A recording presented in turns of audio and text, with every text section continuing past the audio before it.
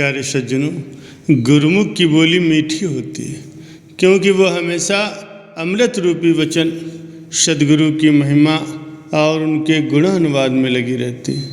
और मनमुख की बोली कड़वी होती है क्योंकि वो हमेशा ही संसार की बुराई और भलाई में लगी रहती है।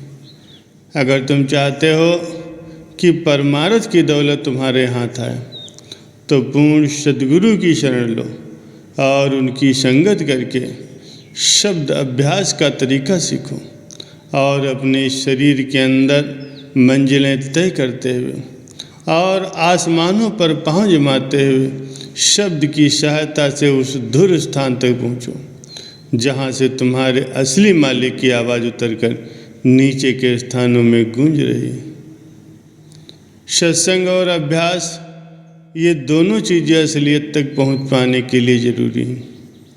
जिस तरह पक्षी दो परों की सहायता से आकाश में उड़ता है और वहाँ की सैर करता है, बिल्कुल इसी तरह सत्संग और अभ्यास के पर लगाए हुए अभ्यासी शब्द की डोर को पकड़कर घट की मंजिलों की सैर करता है। जहाँ अंधेरा होता है वहाँ चोरों का डर लगा रहता है, यानी अंधेरी रात में चोर चोरी कर सकता है और जहाँ रोशनी होती है, प्रकाश होता है, वहाँ कभी भी चोर लूट नहीं सकते। हृदय में अज्ञान रूपी अंधकार है, इस वजह से ही काम, क्रोध, लोभ, मोह और अहंकार हमेशा ही जीव को लूटते रहते हैं। जिसके हृदय में ज्ञान का प्रकाश हो जाता है वहाँ इन चोरों का डर नहीं रहता। हंस की खुराक मोती होती है और कौवे की खुराक मांस होता है। संसारी पदार्थ जितने भी हैं ये सब मांस के समान हैं। इनमें सूरत को फंसाना मांस को खाना है और सदगुरु का शब्द मोती है। जो सूरती पदार्थों में फंस रही है वो कौवा है और जो सूरती सदगुरु के शब्द का रसपान करती है वो हंस है। जिसने इन 6 बातों को ग्रहण कर लिया वो सदगुरु का प्यारा हो गया और फिर 84 के चक्र से बचकर अपने निज घर में पहुंचने का अधिकारी हुआ। पहला है सदगुरु की जैसे बन सके पहचान करना और उनकी आज्ञा में अपने जीवन को ढालना। दूसरा है मन को जानना और उसके कहने में न चलना। तीसरा है सत्य वस्तु की पहचान करना और उसको जकड़ कर रखना। चौथा है झूठ और असार वस्तु को जानना और उससे हाथ खींचना। पांचवा है संसार को जानना और उसमें होशियारी से बरतना, बल्कि फंसना नहीं है। छठा है परमार्थ की कदर करना और उसके अनुकूल अपनी करनी और रहने को बनाना। किसी ने पूछा, साधु किसका नाम है? उसने उत्तर दिया, जिसकी वाणी से प्रेम भक्ति के ख्यालात दिल में पैदा हों और मालिक की प्रीत का दिल में शौक बढ़े, सच्चा साधु कहा जा सकता है। शरीर का रोग आत्मा के रोगों से अच्छा है। शरीर अगर रोगी है तो इंसान को मालिक की याद आती है और कई प्रकार के दुष्कर्मों से वो बच जाता है। अगर अंतरात्मा में विकारों के रोग लगे हुए हैं तो इस जन्म में भी वो दुखी रहता है और अपने परलोक को भी बिगाड़ लेता है। एक साधु ने एक भक्त को बीमार देखकर मालिक के चरणों में प्रार्थना की कि हे मालिक, इस पर दया कर। अंतरात्मा से मालिक की आवाज़ आई कि इस पर और किस तरह से दया करूं? मैं तो इसी बीमारी के माध्यम से इस पर दया कर रहा हूं, क्योंकि इसके कर्म इसी तरह काटने योग्य हैं और इसकी आंतरिक उन्नति भी इस बीमारी से ही होगी। सदगुरु अपने सेवक को मुसीबत और तकलीफ़ के वक्त इस तरह से आजमाते हैं जैसे सुनार सोने को आजमाता है। कोई सोना खालिश निकलता है और कोई खराब, यानी मिलावट वाला।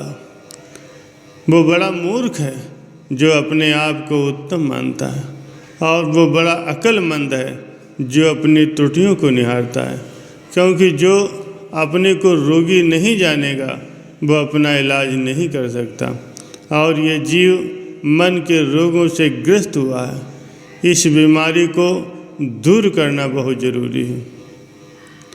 जीव को अपनी त्रुटियों की 4 प्रकार से खबर पड़ सकती है।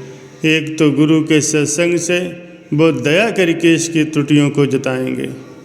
दूसरे हितकारी सत्संगी के पास बैठने से कि वो प्रीत की रीत से इसकी त्रुटियों को दिखाता है और समझाता रहेगा।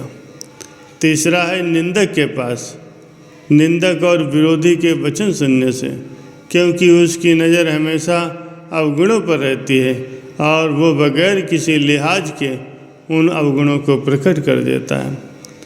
चौथे, और जीवों के हालात को देखने और सुनने से जो त्रुटियां उनमें नज़र आएं उनको अपने ऊपर घटा करके उनसे परहेज करना।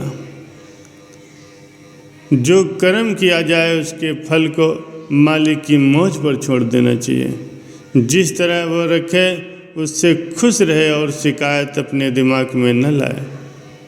इसी तरह एक दिन वो निष्काम हो सकता है और निष्काम होकर ही रहना चाहिए।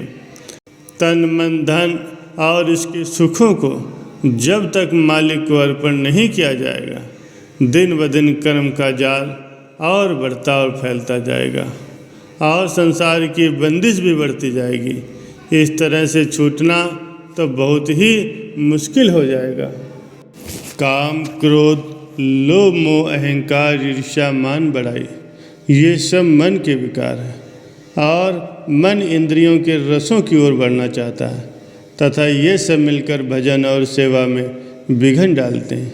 इसलिए जहाँ तक हो सके इनसे बचता रहे और मन की घातों से होशियार रहे, तो इन विकारों से वो बच सकेगा। मन इंद्रियों के द्वारा कर्म करता है और सूरत को इनके फल भोगने के लिए शरीर में और संसार में बांधे रखता है, क्योंकि सूरत का संसार के पदार्थों से असली संबंध नहीं है।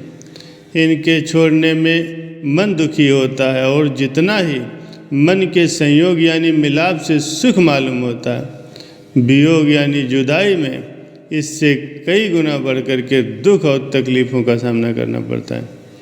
इसीलिए मन के विकारों को दूर करना चाहिए।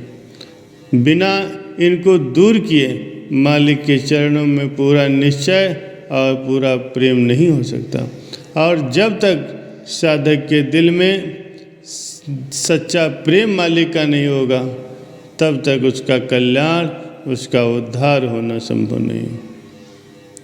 संसारी जीव को मरते समय सख्त तकलीफ होती है, क्योंकि जिन पदार्थों में उसका प्रेम है वे सब छोड़ने पड़ते हैं, लेकिन अंत समय इसका कुछ भी बस नहीं चलता। इसीलिए जीव को जीते जी इन सांसारिक पदार्थों का मोह छोड़ देना चाहिए, यानी सूरत को बाहरी पदार्थों से समेट कर अंतर मुख करके मालिक का प्यार बसाना चाहिए, ताकि मरते समय उसे किसी भी प्रकार की तकलीफ न हो।